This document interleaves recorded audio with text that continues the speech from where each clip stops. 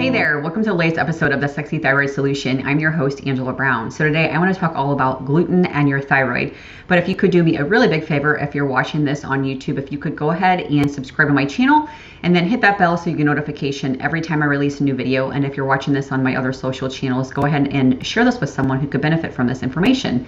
So I want to talk all about gluten. This is a subject that gets talked about quite a bit in the thyroid world. And I wanted to kind of shed some light on the connection with gluten and the thyroid. One of the big questions is, should I avoid gluten if I have hypothyroidism or Hashimoto's? And the short answer is yes, you should absolutely avoid it. But I wanted to give you some insight as to why this is so important.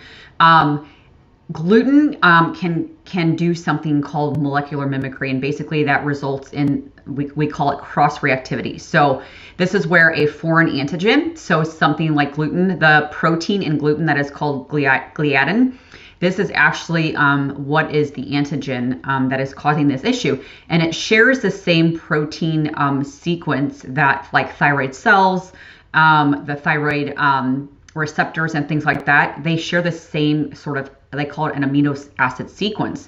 And so what can happen is, like with Hashimoto's, you're in an autoimmune response against your thyroid. So when you have gluten, this mimics that tissue. So your body will think that that is a foreign invader, and it will actually start attacking your body even worse, including your thyroid. So it just adds more fuel to the fire. So that's why it's super important. You really have to be careful to make sure you're cutting out gluten, especially if you have thyroid antibodies. I will tell you, a lot of people that have hypothyroidism actually do have Hashimoto's. So that's why across the board, I tell anyone with a slow thyroid with hypothyroidism to take gluten out. It also can affect your microbiome. It can affect intestinal permeability, which again is a connection to like leaky gut.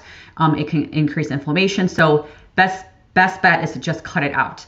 I know it's not easy, so I also wanted to share some of the gluten-free products that I personally enjoy and have helped me get through that. There are a lot better products out there now. Years ago, there were not. They all kind of tasted like cardboard, I felt like, and they've gotten so much better. So Banza is a chickpea-based product. They have rice, noodles, pizza crust, you name it. They have all kinds of alternatives, and they're all gluten-free, and they taste really good.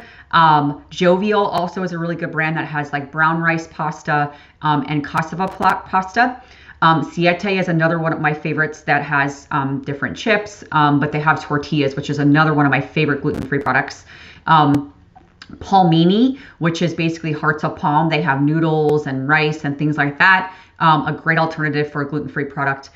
Simple Mills also has things like crackers, cookies, very, very good alternative for gluten-free products, and they taste really good too.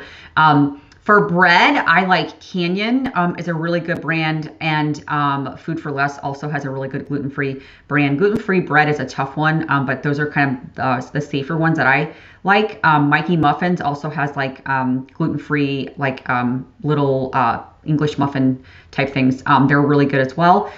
Birch Benders is one of my favorites for like gluten-free waffle mixes, pancake mixes, things like that, breads, really, really good. And they have lots of cool recipes too. So almost all these products also have recipes that are really good. I usually just wing it when I'm doing it. I don't follow a ton of recipes, but they have a lot of recipes that can kind of get you started. And if you have questions with any of those products or how I use them, definitely reach out. I'm happy to share with what I do with them. And if I have a recipe that I use, or if I kind of just wing it as well, I can share that with you too.